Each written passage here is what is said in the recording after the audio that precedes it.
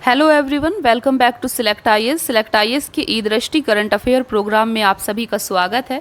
दोस्तों, आज की क्लास में हम डिस्कस करेंगे इकोनॉमिक्स से रिलेटेड करंट अफेयर, और इकोनॉमिक्स के करंट अफेयर में भी आज हम डिस्कस करेंगे केंद्रीय बजट 2023-24, और बजट के साथ में आज हम इकोनॉमिक्स सर्वे को भी डिस्कस करने वाले हैं आपका ई दृष्टि करंट अफेयर की मैगजीन से। ये मैगजीन 2023 के लिए एक लेटेस्ट मैगजीन है, तो इसी मैगजीन के माध्यम से हम पूरे एक साल का करंट अफेयर यहाँ पर डिस्कस कर रहे हैं, और इस सीरीज की प्लेलिस्ट आपकी इसी चैनल पर बना दी गई है। तो आपको इस मैगजीन की सभी क्लासेस प्लेलिस्ट में इजीली अवेलेबल हो जाएंगी, तो आप प्लेलिस्ट में जाकर सभी क्लासेस को भी देख सकते हैं।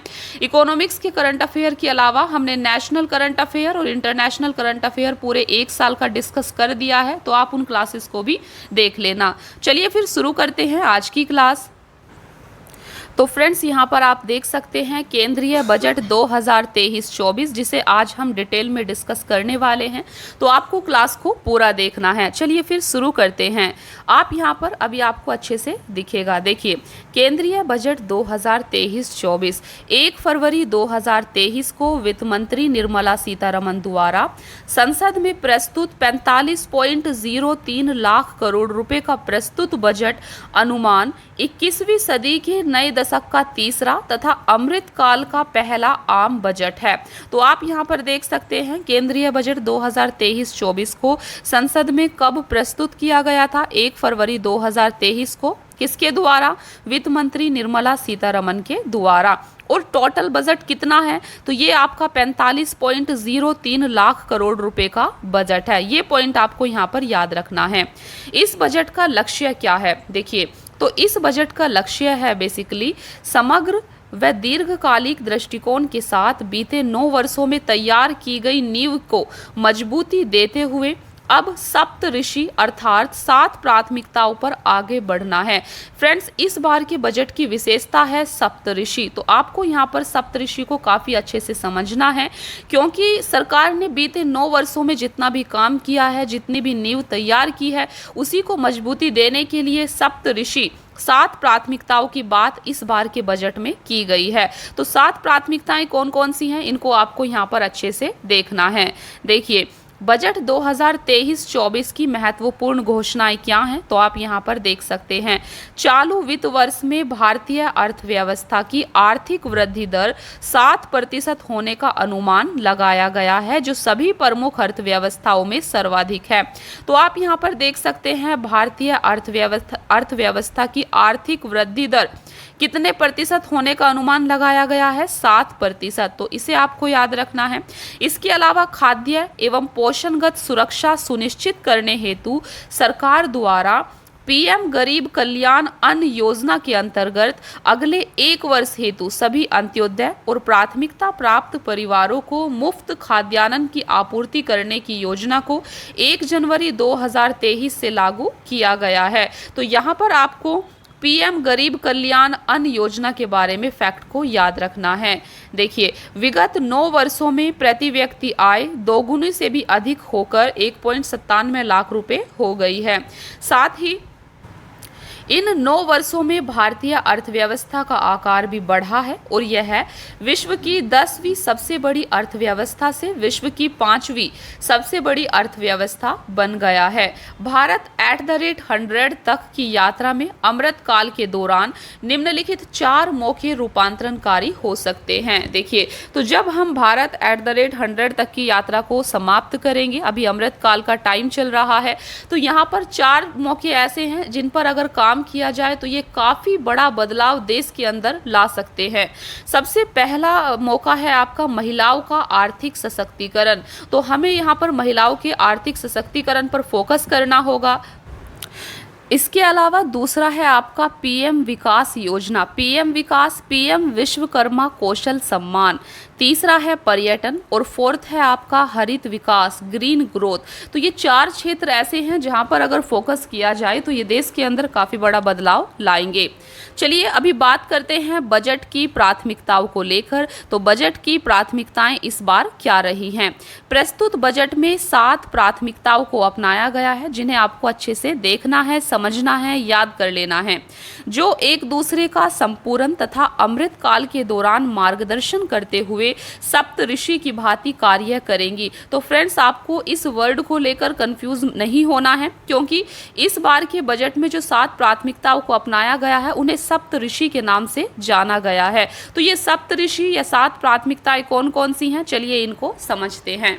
सबसे पहली प्राथमिकता है आपके सामने समावेशी विकास। तो प्राथमिकता 1 है आपका समावेशी विकास। हमें समावेशी विकास पर फोकस करना है और समावेशी विकास लाने के लिए सरकार के द्वारा कौन कौन से कदम उठाए जा रहे हैं तो यहाँ पर आप देख सकते हैं। देखिए, समावेशी विकास के तहत निम्नलिखित को समाहित किया गया है। सबसे पहला है आपके सामने कृषि वर्धक निधि। तो कृषि वर्धक निधि क्या है? देखिए, युवा उद्यमी ग्रामीण क्षेत्रों में एग्री स्टार्टअप्स खोल सकें। देखिए, जो युवा हैं ग्रामीण क्षेत्रों में एग्री स्टार्टअप्स खोल सकें, इस हेतु उन्हें प्रोत्साहित करने के लिए कृषि वर्धक निधि स्थापित की जाएगी। इसका उद्देश्य किसानों के सामने आ रही चुनौतियों का नवोन्मेषी एवं किफ़ायती समाधान उपलब्ध कराना है। तो आपने यहाँ पर देखा समावेशी विकास के अंतर्गत सबसे पहली पहल है यहाँ पर कृषि वर्धक निधि। तो यहाँ पर युवाओं को कृषि से रिलेटेड स्टार्टअप्स को शुरू करने के लिए प्रोत्साहित किया जाएगा और उनके सामने जो चुनौतियाँ आ रही हैं उसका समाधान भी किया जाएगा। दूसरा है आपका आत्मनिर्भर बागवानी स्वच्छ पौध कार्यक्रम। चलिए इसको देखते हैं। तो इसके अंतर्गत 2200 करोड़ रुपए के परिव्यय से आत्मनिर्भर स्वच्छ पौध कार्यक्रम का शुभारंभ किया जाएगा। तीसरा है मिलेट के लिए वैश्विक केंद्र। तो मिलेट के लिए वैश्विक केंद्र, देखिए सिरी अन्न, आपको पता है कि अभी हाल ही के दिनों में जो मोटा अनाज होता था, मोटे अनाज को सिरी अन्न का नाम दिया गया है और उसको काफ़ी प्रोत्साहित भी किया जा रहा है। तो मिलेट के लिए वैश्विक केंद्र, सिरी अन्न, भारत दुनिया का सबसे बड़ा सिरी अन्न उत्पादक देश तथा दूसरा सबसे बड़ा सिरी अन्न निर्यातक देश है। तो यहाँ पर आपको सिरी अन्न, मिलेट यानी कि मोटे अनाज के बारे में इस फैक्ट को याद रखना है कि भारत दुनिया का सबसे बड़ा सिरी अन्न उत्पादक देश है। इसके अलावा दूसरा सबसे बड़ा सिरी अन्न निर्यातक देश भी है। भारत को सिरी अन्न के लिए वैश्विक केंद्र बनाने हेतु भारतीय बाजरा अनुसंधान संस्थान हैदराबाद को उत्कृष्टता केंद्र के रूप में बढ़ावा दिया जाएगा। नेक्स्ट है आपका मत्स्य पालन क्षेत्र। तो 6000 करोड़ रुपए के लक्षित निवेश के साथ पीएम मत्स्य संपदा योजना की एक नई उपयोजना शुरू की जाएगी। तो पीएम मत्स्य संपदा योजना के बारे में आपको पता करना है कि इसको कब चलाया गया था। इस तरीके से आपको अपनी तैयारी को करना है। तो फ्रेंड्स यहाँ पर आप देख सकते हैं स्वास्थ्य और शिक्षा पर व्यय में वृद्धि, जीडीपी का कितना प्रतिशत स्वास्थ्य और शिक्षा पर खर्च किया जा रहा है। देखिए ये आपका स्वास्थ्य हेल्थ सेक्टर है और यहाँ पर एजुकेशन सेक्टर है। तो स्वास्थ्य पर 2019 में 1.4% जीडीपी का खर्च किया गया था। 2023 में जीडीपी का 2.1% आपका हेल्थ सेक्टर स्वास्थ्य के क्षेत्र में खर्च किया जाएगा। अगर बात करें शिक्षा की, तो शिक्षा पर 2019 में जीडीपी का 2.8% खर्च किया गया था, जिसे 2023 में बढ़ाकर 2.9% कर दिया गया है। तो हमने यहाँ पर देखा प्राथमिकता 1 समावेशी विकास। दूसरी प्राथमिकता है इस बार के बजट की अंतिम छोर तक पहुँचना। देखिए अंतिम छोर, अंतिम व्यक्ति तक पहुँचना। इसके लिए कौन कौन से कार्यक्रम सरकार के द्वारा चलाए जा रहे हैं, यहाँ पर आप इनको समझेंगे। सबसे पहला है आपके सामने आकांक्षी जिले और ब्लॉक कार्यक्रम।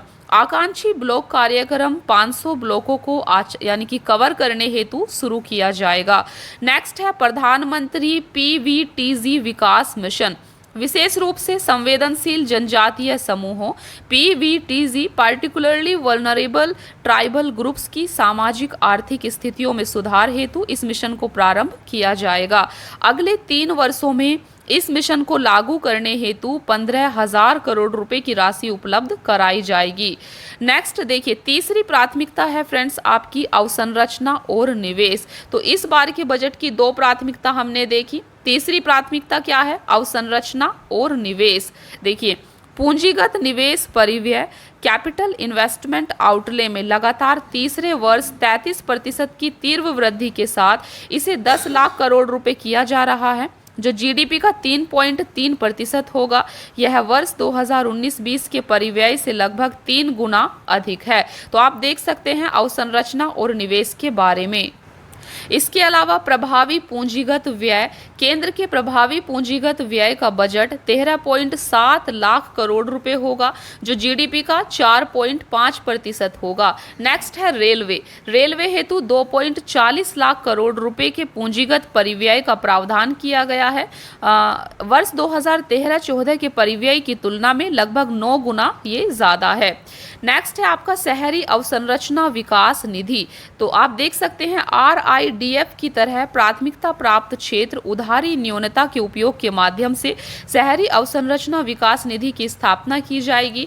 इसका प्रबंधन राष्ट्रीय आवास बैंक के द्वारा किया जाएगा। इसका उपयोग टियर 2 तथा टियर 3 शहरों में अवसंरचना सृजन हेतु सार्वजनिक एजेंसियों के द्वारा किया जाएगा। इस बार के बजट की प्राथमिकता चौथी प्राथमिकता है सक्षमता को सामने लाना। सक्षमता को सामने लाने के लिए सरकार के द्वारा क्या किया जा रहा है, तो आप यहाँ पर देख सकते हैं। सबसे पहला है आपके सामने मिशन कर्मयोगी। तो मिशन कर्मयोगी क्या है, चलिए समझते हैं।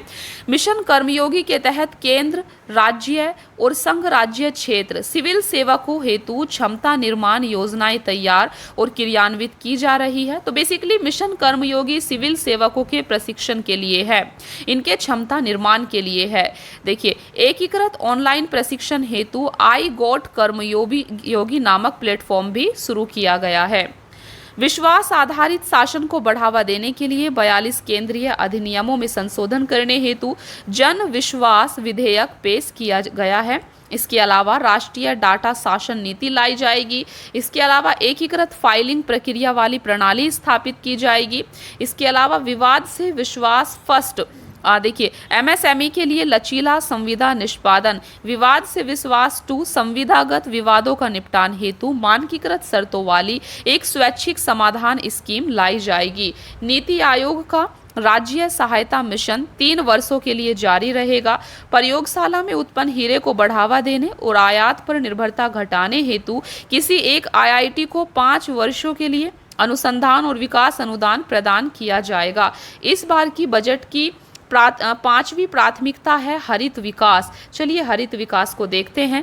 प्रधानमंत्री द्वारा पर्यावरण के प्रति सजग जीवन शैली के आंदोलन को गति देने हेतु लाइफ का मतलब होता है, लाइफ की फुल फॉर्म होती है लाइफस्टाइल फॉर एनवायरनमेंट। पर्यावरण के लिए जीवन शैली की संकल्पना प्रस्तुत की गई है। हरित हाइड्रोजन मिशन, और इसी हरित विकास के अंतर्गत हरित हाइड्रोजन मिशन को शुरू किया गया है। तो चलिए समझते हैं हरित हाइड्रोजन मिशन क्या है। हाल ही में 19,700 करोड़ के परिव्यय से राष्ट्रीय हरित हाइड्रोजन मिशन प्रारंभ किया गया। सरकार का लक्ष्य वर्ष 2030 तक 5 MMT का वार्षिक उत्पादन हासिल करना है। इसी के साथ आप PM प्रणाम स्कीम को भी यहाँ पर समझ सकते हैं। देखिए, PM प्रणाम स्कीम काफ़ी ज़्यादा इम्पोर्टेंट है। पृथ्वी माता के पुनरुद्धार, इसके प्रति जागरूकता, पोषण और सुधार हेतु प्रधानमंत्री कार्यक्रम PM program for restoration awareness nourishment and ameliorations for mother earth राज्यों और संघ राज्य क्षेत्रों को रासायनिक उर्वरकों की संतुलित प्रयोग तथा इनके स्थान पर वैकल्पिक उर्वरकों के प्रयोग को बढ़ावा देने के लिए प्रोत्साहित करने हेतु इसे शुरू किया जाएगा। तो फ्रेंड्स, सिंपली आपको यहाँ पर याद रखना है PM प्रणाम स्कीम के बारे में। इसका उद्देश्य है रासायनिक उर्वरक जो होते हैं उनका संतुलित प्रयोग करना और इनके स्थान पर वैकल्पिक उर्वरकों के प्रयोग को बढ़ावा देना ही PM प्रणाम स्कीम का उद्देश्य है। तो ये पॉइंट यहाँ पर आपको याद रखना है। इसके अलावा नेक्स्ट स्कीम है गोवर्धन स्कीम। तो गोवर्धन स्कीम को यहाँ पर आपको अच्छे से समझना है। देखिए, गोवर्धन की फुल फॉर्म होती है galvanising organic bio agro resources धन। देखिए, तो गोवर्धन नामक स्कीम के तहत 500 नए अपशिष्ट से आमदनी वेस्ट टू वेल्थ संयंत्रों को चक्रीय अर्थव्यवस्था को बढ़ावा देने के उद्देश्य से स्थापित किया जाएगा। इसमें 200 कंप्रेस्ड बायोगैस संयंत्र शामिल होंगे जिनकी कुल लागत 10,000 करोड़ रुपए होगी।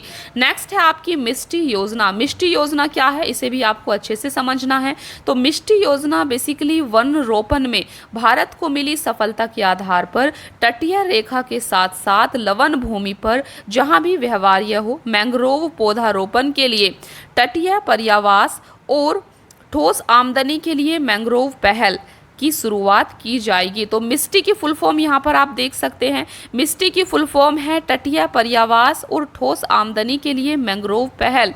इंग्लिश में आप देख सकते हैं mangrove initiative for shoreline habitats and tangible incomes. तो ये थी आपकी मिष्टी स्कीम। इसके अलावा दोस्तों इस बार के बजट की छठी प्राथमिकता है युवा शक्ति। चलिए युवा शक्ति को देखते हैं। इसके अंतर्गत कुछ पहलों को शुरू किया गया है जिसमें सबसे पहली है प्रधानमंत्री कौशल विकास योजना 4.0। अगले 3 वर्षों में लाखों युवाओं को कौशल प्रदान करने हेतु प्रधानमंत्री कौशल विकास योजना 4.0 प्रारंभ की जाएगी। इसके अलावा राष्ट्रीय प्रशिक्षुता प्रोत्साहन योजना, अखिल भारतीय राष्ट्रीय प्रशिक्षुता प्रोत्साहन योजना के अंतर्गत 3 वर्षों में 47 लाख युवाओं को वृत्ति का सहायता प्रदान करने हेतु डायरेक्ट बेनिफिट ट्रांसफर शुरू किया जाएगा। इसके अलावा यूनिटी मॉल राज्यों को राजधानियों के सबसे प्रमुख पर्यटन केंद्र या उनकी वित्तीय राजधानी में एक यूनिटी मॉल स्थापित करने हेतु प्रोत्साहित किया जाएगा ताकि इसके माध्यम से ओपी जीआई उत्पाद हस्तशिल्प उत्पादों के संवर्धन और विक्रय को बढ़ावा मिल सके। इस बार के बजट की 7वीं प्राथमिकता है वित्तीय क्षेत्र। तो वित्तीय क्षेत्र के लिए सरकार के द्वारा क्या किया जा रहा है, चलिए देखते हैं। सबसे पहले है एमएसएमई के लिए ऋण गारंटी। विगत वर्ष एमएसएमई के लिए ऋण गारंटी योजना को नवीकृत करने का प्रस्ताव किया गया था, लेकिन अब कॉपर्स में 9,000 करोड़ रुपए जोड़कर नवीकृत योजना का 1 अप्रैल 2023 से प्रारंभ किया जाएगा। इसके अतिरिक्त 2 लाख करोड़ रुपए का संपार्श्विक मुक्त गारंटीकृत ऋण संभव हो पाएगा। इसके अलावा ऋण की लागत में करीब 1% की कमी आएगी। देखिए, तो ये है हमारा वित्तीय क्षेत्र। इसके अलावा राष्ट्रीय वित्तीय सूचना रजिस्ट्री स्थापित की जाएगी। केंद्रीय डाटा संसाधन केंद्र की स्थापना की जाएगी। नेक्स्ट है आपका आज़ादी का अमृत महोत्सव महिला सम्मान बचत पत्र।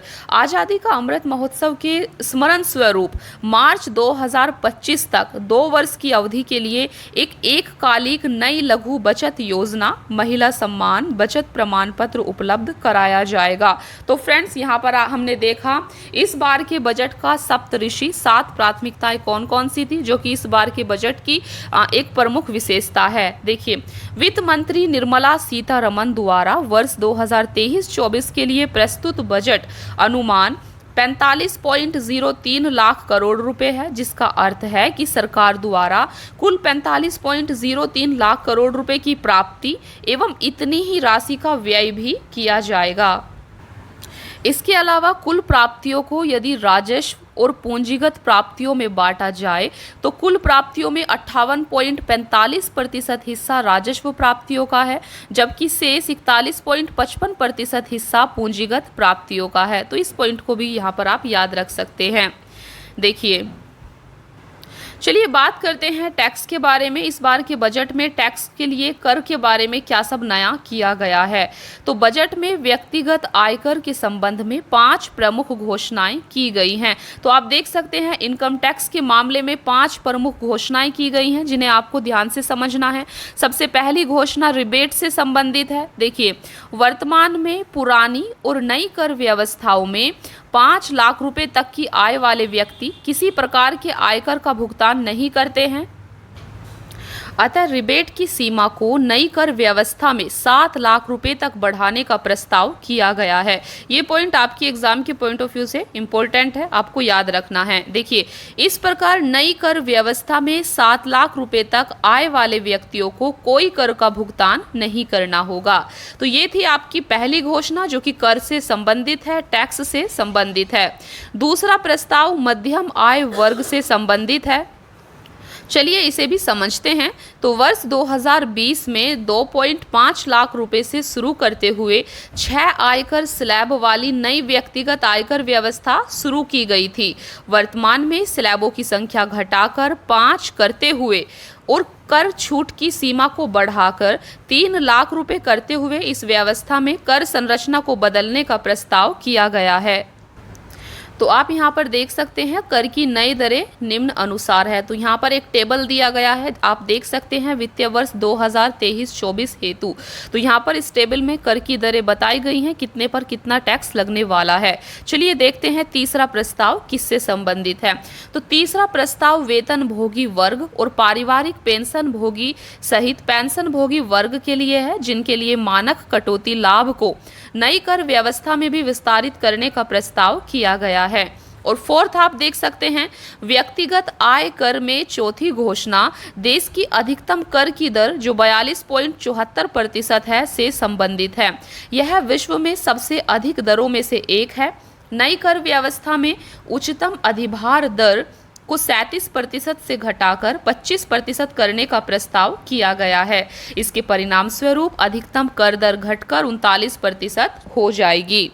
देखिए अंततः पांचवी घोषणा गैर सरकारी वेतनभोगी कर्मचारियों की सेवानिवृत्ति पर अवकाश के नकदीकरण पर 3 लाख रुपए तक की सीमा की छूट अंतिम बार वर्ष 2002 में नियत की गई थी, जब सरकार में अधिकतम मूल वेतन 30,000 रुपये प्रति माह था। सरकारी वेतन में वृद्धि के अनुरूप इस सीमा को बढ़ाकर 25 लाख रुपए करने का प्रस्ताव किया गया है। देखिए नई कर व्यवस्था को डिफॉल्ट कर व्यवस्था बनाया गया है, तथापि नागरिकों को पुरानी कर व्यवस्था का लाभ उठाने का विकल्प भी जारी रहेगा। तो इस पॉइंट को भी आपको यहाँ पर ध्यान रखना है। इसके अलावा केंद्रीय बजट 2023-24 के अनुसार अंतर्राष्ट्रीय अवसरों के लिए युवाओं को कौशल प्रदान करने हेतु विभिन्न राज्यों में 30 कौशल भारत अंतर्राष्ट्रीय केंद्र स्थापित किए जाएंगे। केंद्रीय बजट 2023-24 में राज्यों को जीएसडीपी के 3.5% के राजकोषीय घाटे की अनुमति होगी, जिसका 0.5% विद्युत क्षेत्र में सुधार से जोड़ा जाएगा। बजट 2023-24 के अनुसार वर्ष 2025-26 तक राजकोषीय घाटे को 4.5% से नीचे रखने का लक्ष्य है। राज्यों को 50 वर्ष के लिए ब्याज मुक्त ऋण प्रदान किया जाएगा। बजट 2023-24 के अनुसार ब्याज भुगतान 20%, करों एवं शुल्कों में राज्यों का हिस्सा 18%, सब्सिडी 7% तथा रक्षा व्यय 8% रहेगा। तो इन पॉइंट्स को भी यहाँ पर आप याद रख सकते हैं। इसके अलावा यहाँ पर आप देख सकते हैं सब्सिडी, अगर बात करें सब्सिडी की तो कुल सब्सिडी कहाँ पर कितना जा रही है। देखिए खाद्य सब्सिडी आपकी 48.96% है, उर्वरक सब्सिडी 43.44% है, ब्याज सब्सिडी यहाँ पर आप देख सकते हैं, पेट्रोलियम सब्सिडी देख सकते हैं। इसके अलावा बजट अनुमान देख सकते हैं। यहाँ पर देखिए शीर्ष 3 कर राजस्व आपको किससे मिलता है, तो सबसे पहला है आपका वस्तु एवं सेवा कर जीएसटी से 9.57 लाख करोड़ रुपए कर के रूप में प्राप्त हुए हैं। इसके बाद आपका निगम कर है और तीसरे नंबर पर आपका आयकर है। तो इनको आपको क्रमवार इसी तरीके से याद रखना है। फ्रेंड्स तो अभी हमने डिस्कस किया केंद्रीय बजट 2023-24। अभी हम देखेंगे आर्थिक समीक्षा इकोनॉमिक सर्वे 2022-23। चलिए इकोनॉमिक सर्वे के भी कुछ इंपॉर्टेंट पॉइंट्स को यहाँ पर समझते हैं, देखते हैं। वित्तीय वर्ष 2022-23 की आर्थिक समीक्षा को केंद्रीय वित्त मंत्री निर्मला सीतारमण द्वारा 31 जनवरी 2023 को संसद में प्रस्तुत किया गया। मौजूदा डॉलर मापदंड के अनुसार भारत विश्व की 5वीं सबसे बड़ी अर्थव्यवस्था है। तो ये पॉइंट आपको पता होना चाहिए। आगामी मार्च तक भारत की नॉमिनल जीडीपी लगभग 3.5 ट्रिलियन अमेरिकी डॉलर होगी। विश्व भर की एजेंसियों ने वित्त वर्ष 2023 में भारत को सबसे तेजी से बढ़ती हुई प्रमुख अर्थव्यवस्था माना है, जिसकी वृद्धि दर 6.5 से 7% अनुमानित है। तो इन पॉइंट्स को यहाँ पर आपको याद रखना है। इसके अलावा यहाँ पर एक आपको टेबल दी गई है जिसमें प्रमुख फसलों के शीर्ष 3 उत्पादक राज्य एवं उनके उत्पादन को दर्शाया गया है। तो दोस्तों आपको ये काफ़ी इंपॉर्टेंट क्वेश्चन है, बार बार आपसे एग्जाम में पूछा जाता है। कोई भी फसल दे दी जाती है और आपसे पूछा जाता है कि इसके उत्पादक जो टॉप 3 स्टेट हैं वो कौन से हैं। जैसे सबसे पहले है आपके सामने चावल, तो चावल का उत्पादन करने वाले टॉप 3 स्टेट कौन से हैं। सबसे पहला है आपका पश्चिम बंगाल, दूसरा है आपका उत्तर प्रदेश और तीसरा है आपका पंजाब। तो इस प्रकार से आपको इन फसलों के टॉप 3 स्टेट को याद रखना है उत्पादन के मामले में। तो चावल का हो गया। दूसरा है गेहूं, गेहूं के उत्पादन के मामले में सबसे टॉप पर है उत्तर प्रदेश, दूसरे नंबर पर मध्य प्रदेश है और तीसरे नंबर पर आपका पंजाब है। नेक्स्ट है आपका मक्का, मक्का के उत्पादन में प्रथम स्थान पर कर्नाटक है, दूसरे पर मध्य प्रदेश है और तीसरे पर महाराष्ट्र है। मोटे अनाज के उत्पादन में प्रथम स्थान पर कर्नाटक है, दूसरे स्थान पर राजस्थान है, तीसरे नंबर पर महाराष्ट्र है। नेक्स्ट है आपका अरहर, अरहर के उत्पादन में महाराष्ट्र, कर्नाटक, उत्तर प्रदेश। नेक्स्ट है दालें, दालों के उत्पादन में मध्य प्रदेश नंबर 1 पर है, देन आपका महाराष्ट्र और राजस्थान है। चना की बात करें तो महाराष्ट्र, मध्य प्रदेश, राजस्थान। कुल खाद्यान्न की बात करें तो नंबर 1 पर आपका उत्तर प्रदेश है, देन मध्य प्रदेश और पंजाब है। मूंगफली की आप देख सकते हैं, सरसों, सोयाबीन, तिलहन, इन सबको भी आप वीडियो को पॉज करके नोट कर सकते हैं। गन्ने की उत्पादन की बात करें तो गन्ने के उत्पादन में टॉप पर उत्तर प्रदेश है, देन महाराष्ट्र और कर्नाटक है। कपास के उत्पादन में टॉप पर गुजरात है, देन महाराष्ट्र और तेलंगाना है। देन आप इन सबको भी देख सकते हैं। चलिए अभी आप बात करते हैं एक दूसरे टेबल की। अगर बात करें आयात की दृष्टि से शीर्ष 5 देश कौन से हैं, जहां से सबसे ज़्यादा आयात किया जाता है, वो टॉप 5 कंट्री कौन सी हैं। तो यहाँ पर आप देख सकते हैं नंबर 1 पर है चीन, चीन से सबसे ज़्यादा आयात किया जाता है। दूसरे नंबर पर संयुक्त अरब अमीरात है, तीसरे नंबर पर संयुक्त राज्य अमेरिका है और चौथे नंबर पर सऊदी अरब, 5वें नंबर पर इराक है। तो ये टॉप 5 कंट्री है जहां से इंडिया सबसे ज़्यादा आयात करता है। इसके अलावा यहाँ पर आप निर्यात की दृष्टि से शीर्ष 5 देश भी देख सकते हैं जहाँ पर इंडिया के द्वारा, भारत के द्वारा सबसे ज़्यादा निर्यात किया जाता है। तो ये टॉप 5 कंट्री हैं। सबसे ज़्यादा निर्यात संयुक्त राज्य अमेरिका को किया जाता है, दूसरे नंबर पर संयुक्त अरब अमीरात है, देन आपका चीन है, बांग्लादेश है, हांगकांग या सिंगापुर है। तो ये टॉप 5 कंट्री हैं निर्यात की दृष्टि से, इन्हें भी आपको याद करना है। तो दोस्तों आज की क्लास में हमने केंद्रीय बजट 2023-24 और इकोनॉमिक सर्वे 2022-23 को डिस्कस किया है। तो फ्रेंड्स आपको जो भी पॉइंट्स यहाँ पर बताए गए हैं आज की क्लास में, इन सब का आपको एक नोट्स प्रिपेयर कर लेना है, नोट्स तैयार कर लेना है, उसे बार बार रिवाइज करना है और आप इस क्लास को भी 2 से 3 बार अगर देखते हैं तो ये चीज़ें आपको याद हो जाएंगी। तो दोस्तों thank you so much for watching the class. Keep watching. Please like, share and subscribe. Thank you.